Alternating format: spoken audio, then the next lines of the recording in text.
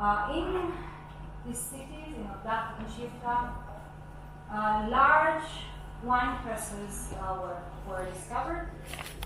It's important that they're so big, large scale. It means that it was a production of wine, that it was commercial, and it's not just one family had its own winery in its backyard. And I'm showing you this beautiful mosaic floor from a church in Mississippi. It shows that dark skin from our area. He's wearing a Greek toga. He's carrying a bunch of grapes. He's also leading a camel with these jars that are called java jars, which we believe contain this wine that was produced in the Negev. And based on that, based on finding of Negev jars all around the Byzantine Empire, especially along the Mediterranean Sea, but also in Europe here, across the Alps, in France, in Germany, in the UK even. All these findings, all these red dots are findings of the Java jars, also along the Red Sea in Yemen here. So large scale export of wine. Just to compare to nowadays, most of the wine growing is more temperate region in the north. We are here basically on the southernmost tip of where you can grow wine. So it's an interesting point. This is a short summary of outlook of this. Why are you interested? Why are we interested to talk about Byzantine wine? It might be a bit of a silly question to ask an archaeologist. I'm going to do it anyway, and I'm going to answer.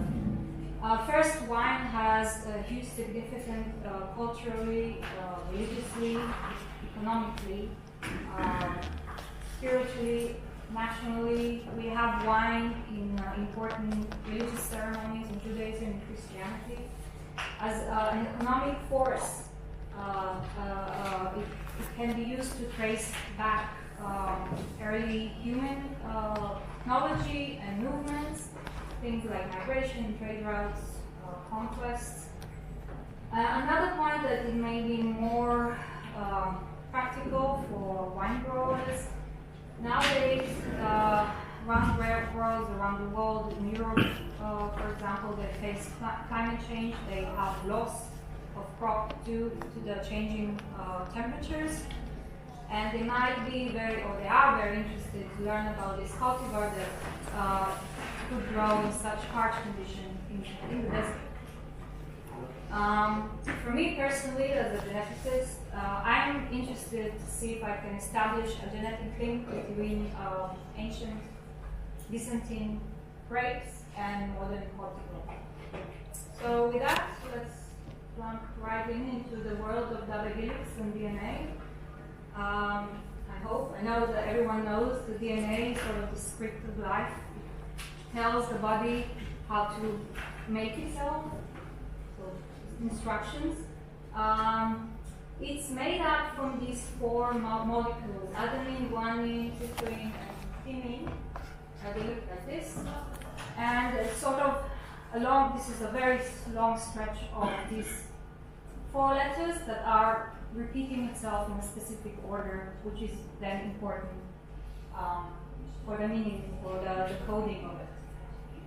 For me, as a computer scientist, most part, I don't care about the chemistry of these molecules and the fact that they are molecules. I look at them as letters, A, G, C, and T, and I work with them. They're strings or sequences of letters.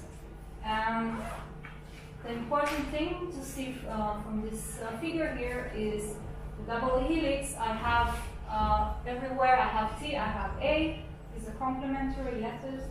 C, I have G, again complementary letters, and of course the other way around.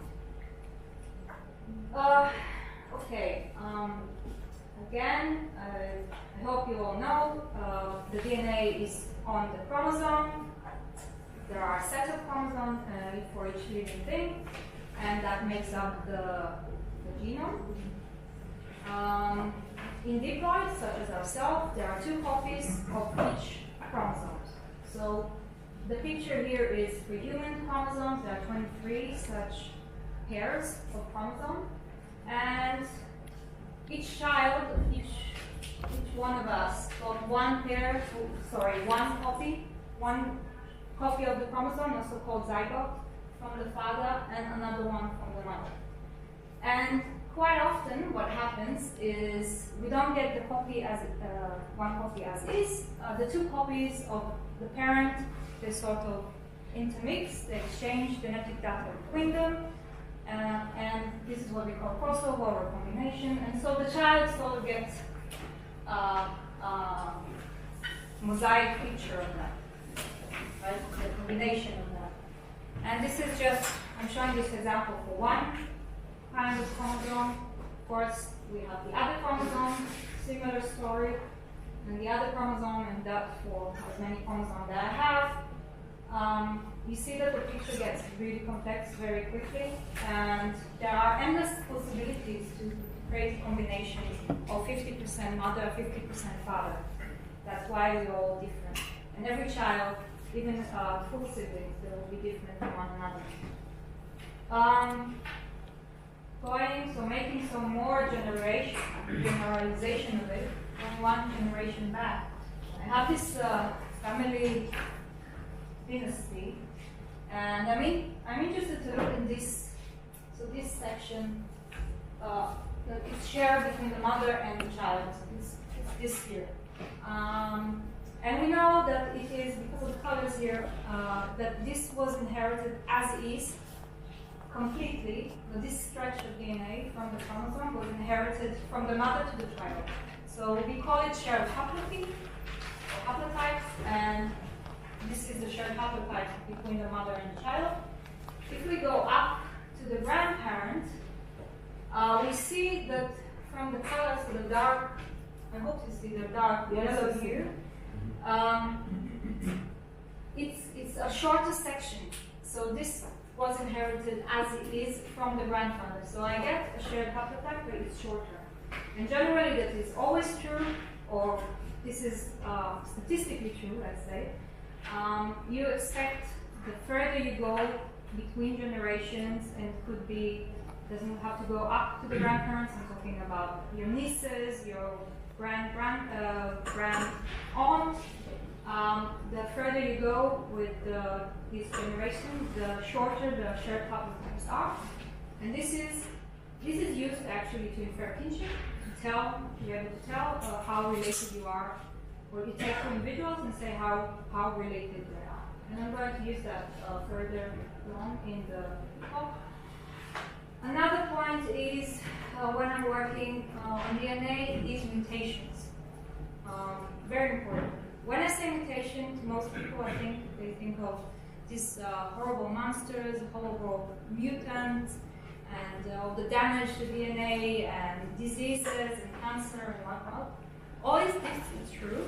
But I'm here to tell you that most mutants are they are harmless. And they're quite often actually. In human beings, on average, a child would have 100 mutations in comparison to its father, to its parents. And I'm talking about point mutation. So point mutations. That is a change of one of these molecules, those bases. I'm going to use those names interchangeably. So bases, nucleotides, letters. 1T changed to 6. That's it. Okay? And the consequences of it are a variety. The polymorphism that we see with, in the natural world. Famously in human, the color of the eye is this polymorphism. Another example, variation in the butterfly wing pattern. But I'm not even talking about this. So most of the variation, most of the point mutation don't even create any change that we can see by the eye. Nothing to the phenotype. This is all in the code. So the change, because I'm looking at the code of the DNA, I see those differences.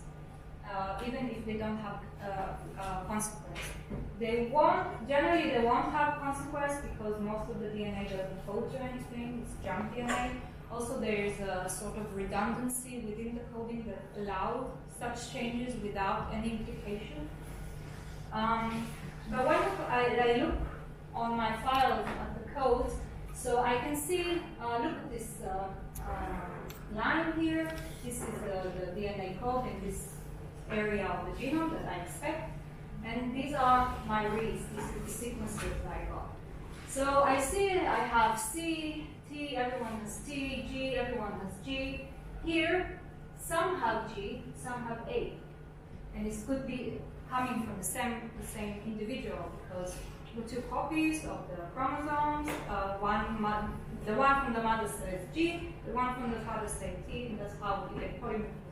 This could also come from different individuals, different polymorphism, and then it continues similarly. These changes are very important. This is all I have actually to work with. This polymorphism, differences between individuals and between populations allow me to do analysis such as this, phylogenetic tree, learn about population structure, SDA analysis, things like learning about ancient population dynamics, things like speciation, admixture. I can date that with the generation number, come to millions of years, all that from the polymorphism that I see in modern day DNA. Okay, I hope I convinced you that DNA is great and what all things you can do with it. I'd like to speak about the challenges with working with DNA. Usually, when we sequence, we use Illumina sequencing because it's very accurate and it's quite cheap. And we get from Illumina sequencing not the whole genome, as you might have expected. We get sort of short reads, short sort of those stripes here that tells me in one small section of the DNA what's in there. And they're usually 100 bases long or 150 bases long. Just for comparison, the whole genome is a lot longer. Human beings, their genome is 3 billion bases. Grapes are for just over 400 million bases. So to get those short reads and try to fit them on the genome and see where they come from and start working on them, it's not an easy task. Think of it as a huge jigsaw puzzle, very big, and you have these tiny little pieces that you have to fit. It's not easy. Another thing that I'm showing here, those short reads along the genome, I have multiple coverage on the same area in the genome. And that's not by accident, that's something I want to have. So it's not enough to sequence all the genome once, I want to see it multiple times. And the reason is, if I zoom into one of those areas in the genome, again I have my sequence here that I expect. I have different reads. It's exactly the same example as before.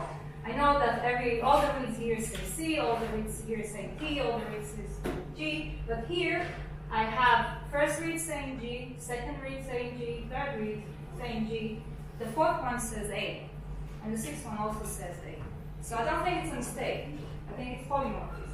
And if I didn't sequence it that much, I didn't cover the genome at least 4, 5, 6 times, I wouldn't have known, because due to statistic, the possibility that you sequence only one of the zygote of the chromosome copies, let's say 3 times, and not sequence the other zygote, is pretty large. So to avoid that, we sequence more than 3 or 4 or 5 times. And again, if I didn't do that, I would have lost this polymorphic point, and this is all I have to work with, as I said, so I want to have it. Ancient DNA. Ancient DNA is actually exacerbating the problems that I just mentioned. Ancient DNA is degraded, it's fragmented. Instead of one long stretch of DNA, I get, I don't know, 50. So when I sequence, eventually I end up with reads that are 50, 60 nucleotides long, even less, and I have to work with that, so my digital puzzle got even more difficult. I have problems of contamination, so think of it, there is this seed that lays in the ground for hundreds of thousands of years, or hundreds or thousands of years. It got bacteria all over it, it got fungus, it got maybe an animal ate it, all sorts of contaminants. The archaeologist who picked it up also left its DNA on it, his DNA on it. All these things are getting sequenced because they can't be removed. They are not removed when the sample is preparation. And I get them in my sequence, and I have to get rid of them because this is not my data. And it could be modern DNA, it could be ancient DNA as well. I don't want it. And finally, the last problem, big problem, the amination. C, the letter C, because of its chemical properties, over time tend to change to something that the sequencing machine reads as T. So it's not the sequencing machine's fault, it is a damage that caused the DNA itself, and as a result, it happens usually at the end of those stretches, those pieces of DNA, because they are more exposed to the elements. And I end up in one end with more C to T substitution than I would have expected. The other hand, because I told you about the complementary nature of these letters, C is always against G. I get the other end, the more than expected G to A substitution. And this is sort of signature of ancient DNA. So we know that happens. Okay, after this very long introduction, I'm bringing back to the project itself. And first with the method, and first the archaeological method, something we're all convenient, comfortable with. So actually I forgot to mention, I come from computer science. I was always interested in biology. I changed to biology, but I was always so interested in archaeology. So during my PhD, I also took a few courses with archaeology, and also took part in digs. So I actually know what I'm talking about when I'm showing this slide. And so the field techniques here are important. You know that you dig, you find, but you need to know where you got it from, which square, which basket, how far it was from the surface, what other finds you have near it. We're talking about grape seeds. They are very small, so sifting is important. Wet sifting, picking in the lab, maybe lab work with microscope. In addition to the ancient sample, we were also interested to look at traditional cultivars of Israel. So today, most of the vineyards in Israel are actually growing European cultivars, but there are known and well-defined Israeli cultivars, or regional cultivars. And this can be found in two rescue gardens. Melav and I went to collect them. One rescue garden is in Jerusalem, Setach. It has this already defined, officially acknowledged Israeli traditional cultivars. They went to another rescue garden in the south, where in situ they have all sorts of plants, including grapes, that are thought to have been there for many, many years. They're not well defined. They don't actually know if it's a cultivated grape, maybe it's a feral grape, maybe it's a wild grape, but they're still there, so they still collected some samples from there, from the south. But since I mentioned wild grape, a few words about the grape domestication. So, according to archaeological evidence, the domestication took place between 8,000 and 10,000 years ago. I just spoke with Danny, he said maybe a bit later than that. I don't know. Just to put you on the map, it happened in what is today modern-day Georgia and Armenia. And the way to tell them apart, morphologically, they look quite different. So the cultivated grape, Vitis vinifera, and wild grape, Vitis sylvestris, their leaves look different, their flowers look different, and that's an important point here because the wild grape has two sexes, male and female, while the domesticated is hermaphrodite. And it's important because the way the grape is, the way it physically is, it's hard for it to make sexual reproduction. More easily it does selfing, and when it's cultivated, it's being clonally cultivated. So a farmer goes, see this cultivar is interested in, takes a few branches, put them in the ground, and he has his own field. The fruit themselves are very different, and the seeds are different. Saying all that, I wouldn't trust myself to be able to tell wild from cultivated. There is a lot of variability. We need experts, we trust experts to tell us that. So I have my ancient sample, my leaf, the modern sample that I sample, take them to the lab, make DNA libraries, and send them to be sequenced in this sequencing machine here. All that I didn't do. I come to the picture here after the sequencing. The result of the sequencing machine is these files that contain all these short reads, and I have to be able to sort them by the individual they come from, because they all come together. I have to map them to the grape genome. If I'm talking about ancient DNA in this part, I will lose a lot of my contaminants. So all this flower DNA that I have from I don't know what should map to the grape genome if I'm doing it right. Next, I need to prove, again, in the case of ancient DNA, I need to prove that it is actually ancient and not some seed of grape because someone went there 50 years ago and ate some grapes.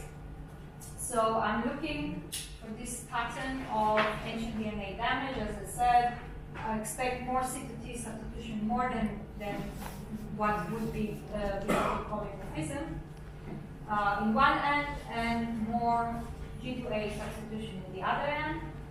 And I do a few iterations of that. It's a lot of work. But I finish with genotyping. Genotyping is taking all the data I have, all the mapped sequences from all the individuals and modern or ancient all together, and sort of build this huge catalog that tells me for each place, each locus in the genome, what I have for each individual. A, G, T, etc. With a program called G. Okay, coming to the actual work, the data set that I was working on. First, the modern sample. So, most of my data set is made of a panel of about 700 Eurasian cultivars that I have publicly available. So I didn't do it. They already did all the sequencing and the processing, and eventually they published a set of polymorphic sites, this SNP. SNP stands for single nucleotide polymorphism, 10,000 of them. Just saying for each cultivar what it has in any one of those 10K SNPs. Because I knew I'm going to use this panel, it gives me a lot of data, a lot of information. The way Guy and Nalab designed the sequencing is accordingly. They use a technique called capture for talking about the native samples now. This is, instead of sequencing the entire genome, they're going to sequence aiming to sequence only these 10K SNPs. That saves money. they can sequence more with higher coverage.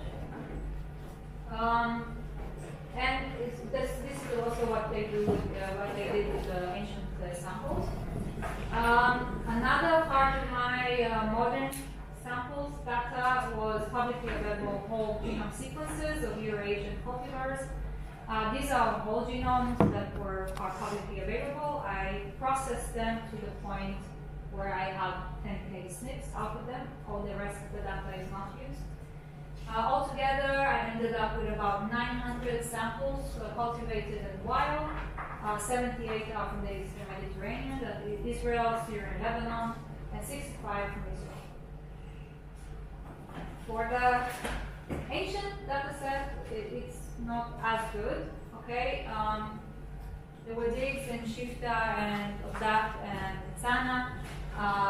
We had about 14 or 15 seeds from there. Unfortunately, afterward they were sequenced and I looked at them. Most of them, there wasn't enough DNA. It was too degraded. I couldn't work with them. There weren't enough reads. Except for 6 samples, these, A31 to 37, A stands for ancient. All form of that, basically from 2 baskets, actually. Here, sorry, I'll talk about the dates. So there is C14 uncalibrated, ranges between 1100 BP to 1300 BP. The coverage varies. You remember the coverage is how many times I cover the genome, so depth of coverage of the genome. I have for one sample, I have 10x, which is pretty good. For 2 samples, I have 40x, which is great. Again, I'm talking only about those 10K SNPs, not the whole genome. We didn't sequence the whole genome. For 3 other samples, coverage is not very good. It's pretty bad. It's between 3 and 6. And so, because I did wanted to use these samples, I made a compromise. Whenever I wanted to use as many polymorphic sites as possible, I used only those 3 good samples, and I used about 7,000 polymorphic loci that were well covered. When I wanted to use my entire ancient samples, I could only use some of the polymorphic sites, so about 1,300, because the others weren't well covered, at least samples. Results. So first, I wanted, from my huge data set, mostly modern samples, I wanted to know where I stand, what I can see from them. The colors here are by region and roughly going from west to east. So Iberia would be Portugal and Spain, Maghreb, North Africa, West Central Europe, Balkans are East Europe, and Balkans, and Cyprus, and Greece for some reason. It's a bit weird the definition, but I didn't make it. Then Israel in dark blue, Near East, Syria and Lebanon in light blue, Caucasian countries, Georgia and Iran, Central Asia, East Asia, and ancient in red, so we can see them well. On the left here, I plotted all of them in PCA analysis, and you can see that, I forgot to say that the cultivation are by shape, the circles are cultivated, wild are triangle, and undetermined are diamond. And you can see in the plot of all of them together, there is a pretty good separation between the wild and cultivated on the x-axis. My ancient sample in red, I don't know what they are. They are in diamond, but they look to fit within the cultivated range. Although it's not completely clear because you see there are some triangles here in the Israeli variety. So for now, I thought, okay, let's concentrate on the cultured samples and see how that works for the ancient. And this is this plot here. Here we can see already a good separation by region, again going roughly from west to east, from down on the top. So Iberia, then Central Europe, East Europe. The Asians sort of in the middle, Georgia, Central Asia, and our region, the two blues, are sort of a bump, doing their own thing up there. And the ancient sort of fit within the Asian variety. So good, so I can zoom in the Asian variety and just look at them. And this is the plot of the ancient samples. See again, three ancient. They fit sort in the range of the blue: Israel, Syria, Lebanon, and there's a separation with the rest of Asia. So again, I can zoom in, look only in our region. First conclusion. Ancient sample fit within the Eastern Mediterranean range, so important. So we see that there is original genetic continuity. This word. As I said, I zoomed in into the Eastern Mediterranean.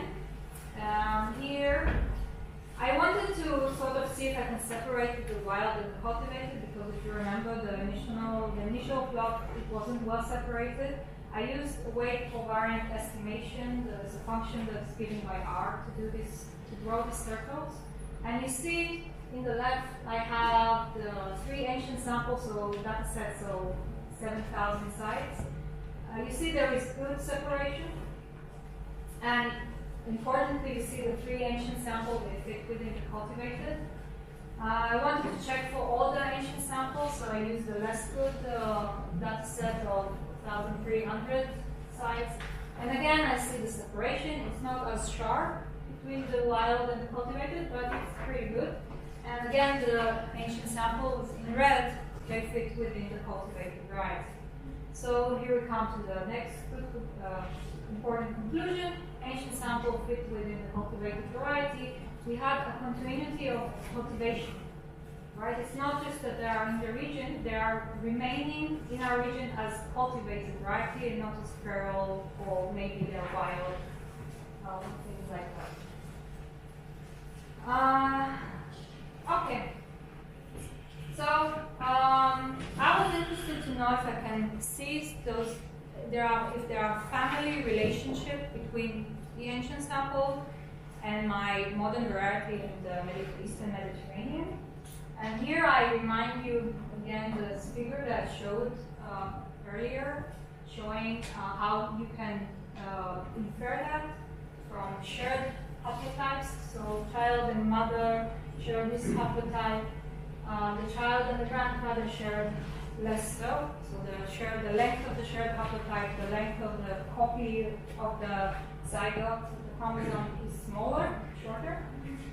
And to do this analysis, I had to phase, okay, it's a new word, phase my data. Phasing my data is basically for each point in the genome, I need to say if it comes from the copy A of the chromosome or the copy B of the chromosome.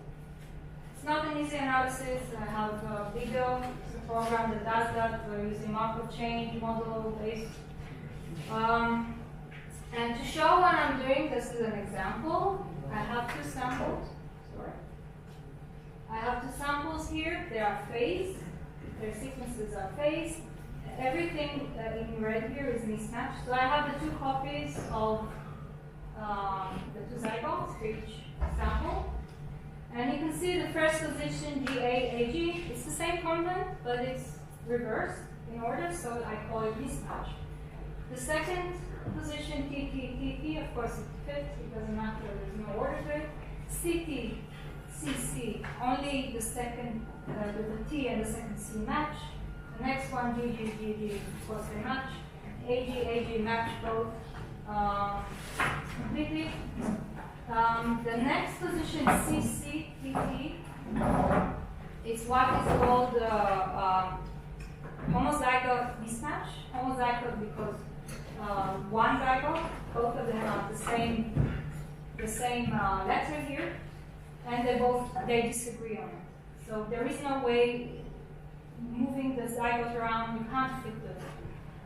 So this is a mismatch, a homozygote mismatch. Next one, TA, the T matches. So making this short process, these are the two haplotypes that I can infer that match between these two samples. So these are the length of the haplotypes. And what I do is for all each pair of my samples, I do that, I count the length, I summarize the length of the shared haplotypes that I inferred, and I get this matrix to show the kinship, the relationship, the familiar relationship between the ancient sample here on the top, and first of all with the other ancient samples. So stronger red in red here means there's more kinship between the pair. So we can see first of all that A31 and A32 are very similar.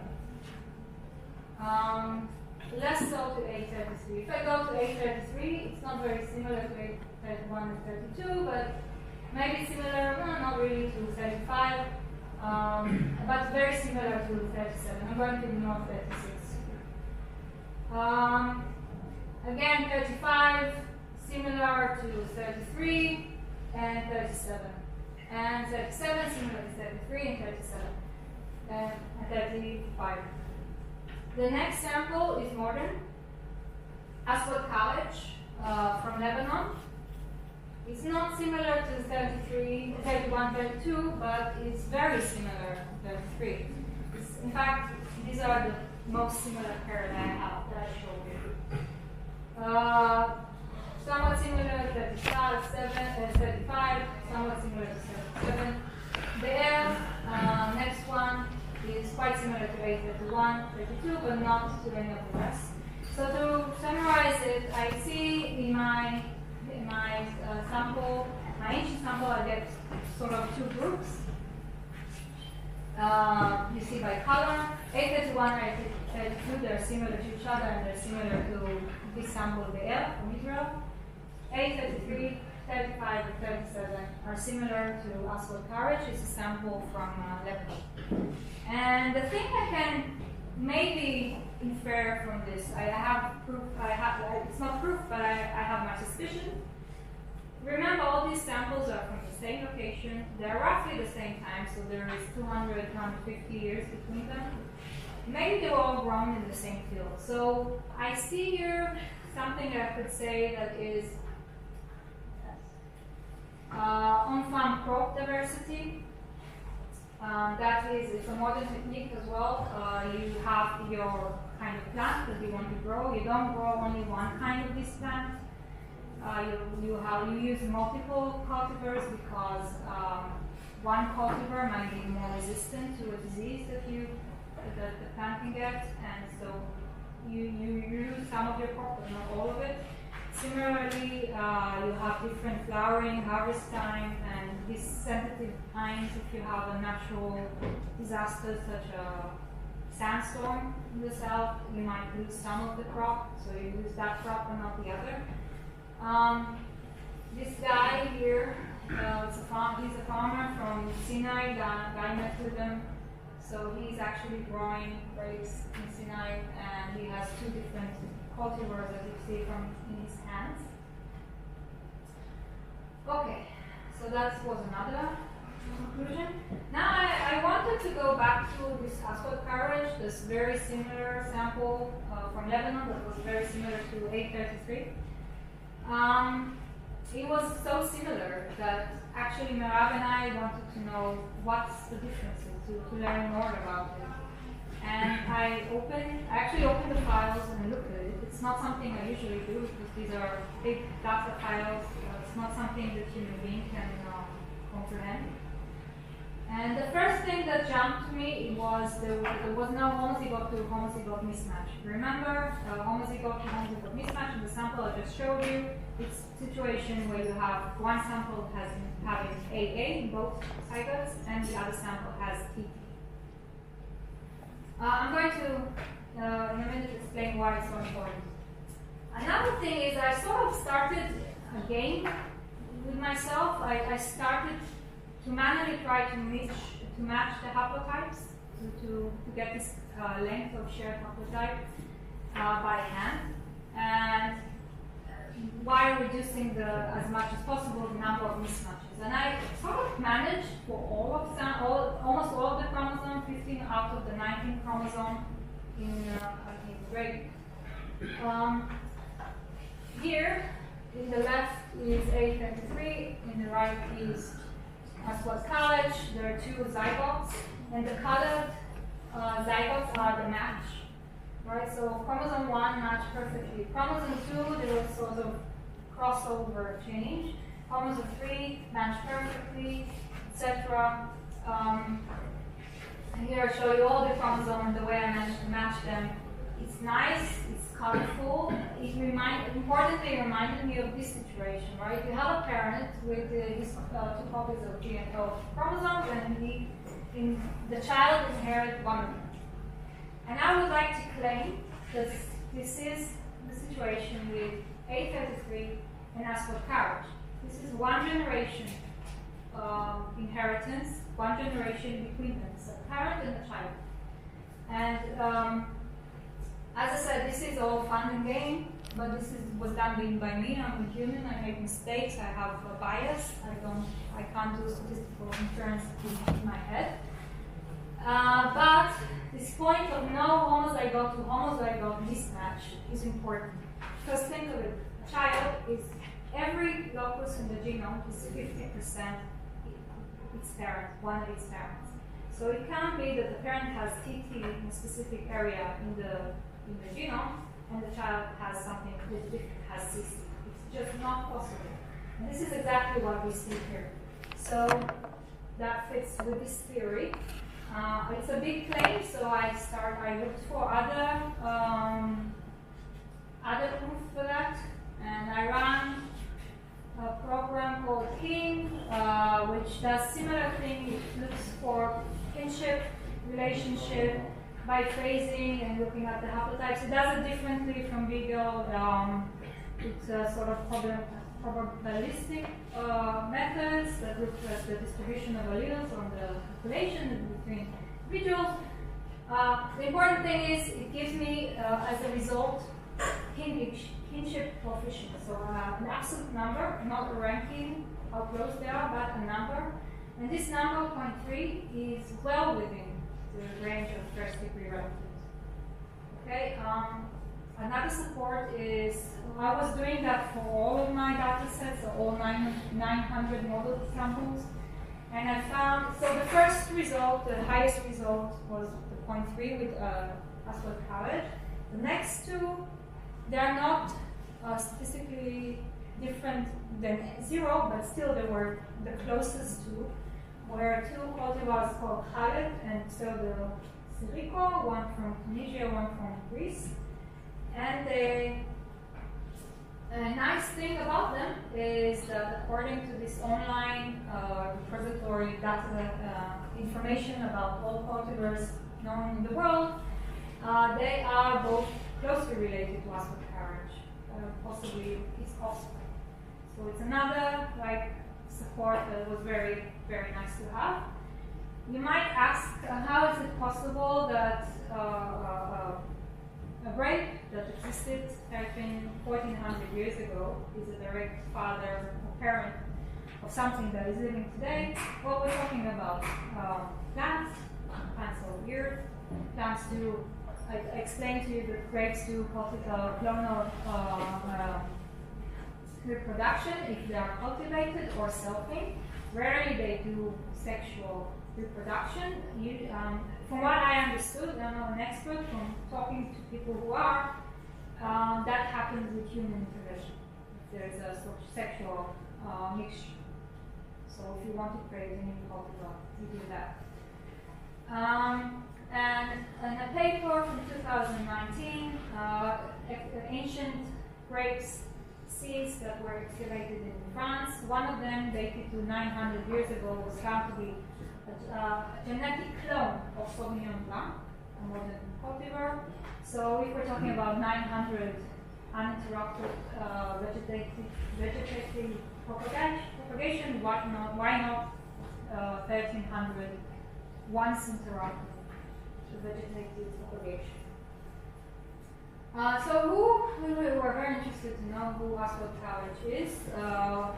This is its sort of passport data in this site I mentioned. It's from Lebanon. Its color, the group color, the brake color is black. There is no full pedigree about it, so they don't know who his parents are. Those parent-offspring relationship are the cultivars I mentioned before, and another cultivar that I just didn't have in my data set. And it has all these synonyms. So the cultivar is being grown in other countries with a different name, but it's all the same. The synonyms are something like Sirici, Keserici, Keserici. You see Sirici, Keserici. This strange Greek spelling that sounds a lot like Siriki. And when I showed that to Guy, he immediately thought of Siriki sounds very much like Soet. And a few days later, he came to me with this biblical text referring to Soet. It's a kind of grape that was cultivated in the Judean plains. And there's a lot of information in the biblical text about it, so that's also another unexpected, interesting match to what we have. And yeah, there's a lot of information about it, cultivated it in the Bible. And this Bible text I'm not going to translate in Hebrew. So to summarize, methods, we use archaeological digs, we use sampling of traditional cultivars, we did the lab work. This all went to the sequencing machine, and the data was analyzed by me. The main results are we have genetic proof that there is a continuation of this cultivar in our region as a cultivar, as a cultivated grape. We think that the farmers back then used this technique of having diversity of the cultivar in the field, and I have very strong evidence. This is a very new find, so I still want to, study it to death, and so we can be completely sure.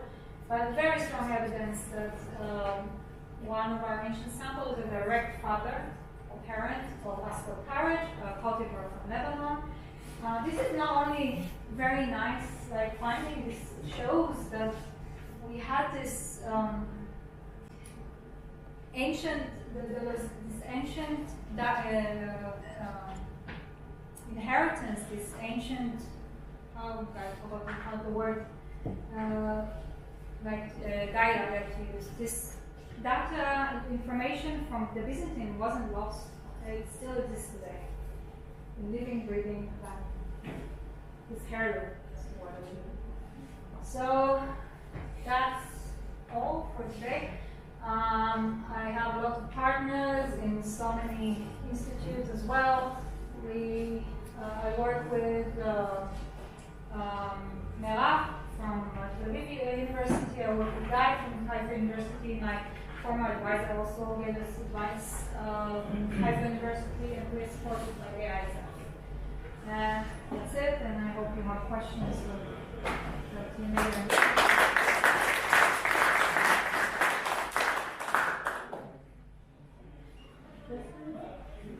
Questions?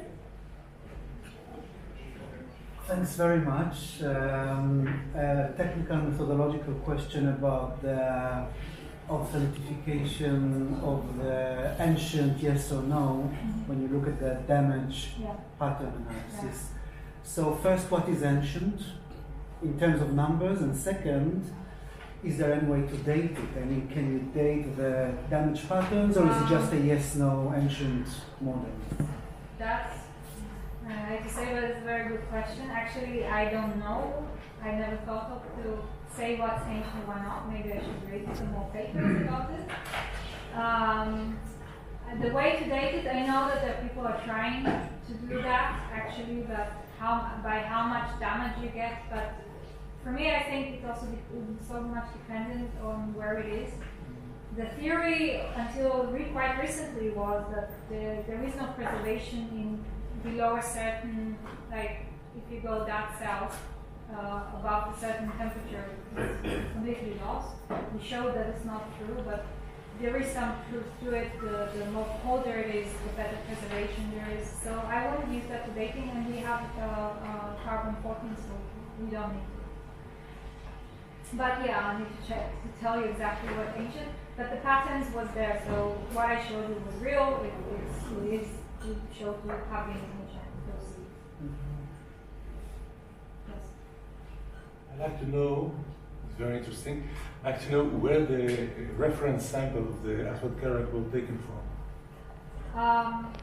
This is maybe another reading you need to do, but this is done by professionals, so this is their whole world, different grape cultivars and where they come from, sort of the dynasty, the pedigree of them. I just think of it as like breeds, right, of dogs or horses. This is that. So I tend to trust in what they say. It doesn't matter if it was sampled in France or in Lebanon or California. They say that it originally comes from Lebanon, so I believe that. So the cultivar coming from Lebanon, but it might be grown in France. What about do we know anything about the phenotypes of this? I mean, because you saw this nice gradient, more or less from east to west in the modern cultivars, etc. So I like what Guy said. Moving from genotype to phenotype is very difficult. It's an analysis of the zone that you have to have.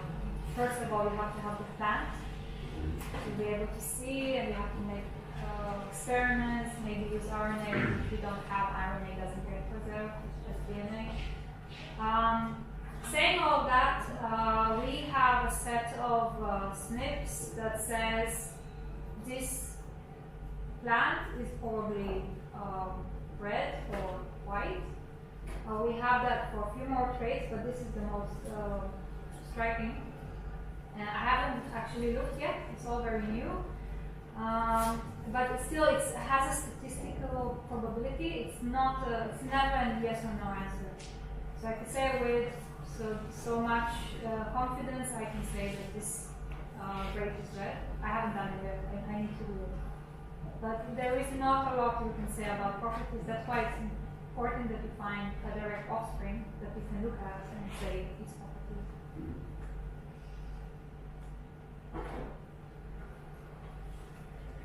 I would like to ask a very basic question. What are parents or father and daughter in grapes? I understand what it means in people, but you started saying something about, for example, if I have a vineyard, will my grapes every year have the same DNA? Yeah. For generations and generations? Unless you do sexual reproduction, which is something you have to do. Like initiate, it doesn't happen on its own. I don't grow grapes, I'm not a farmer, but other people know more about this.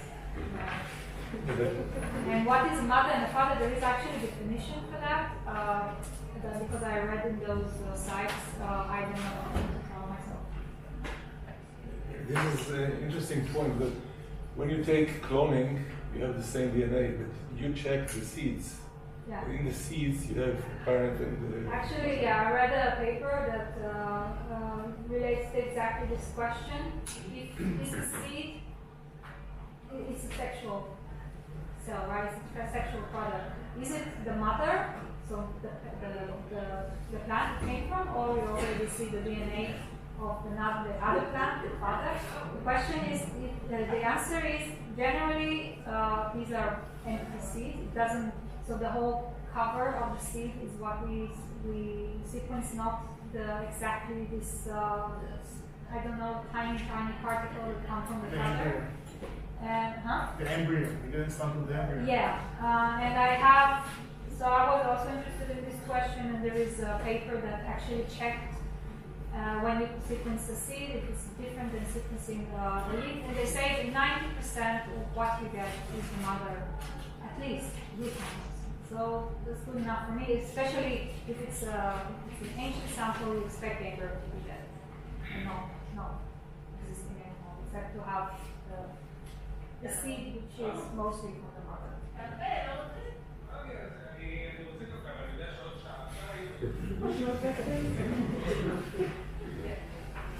This is the Ramlin Nation of Great.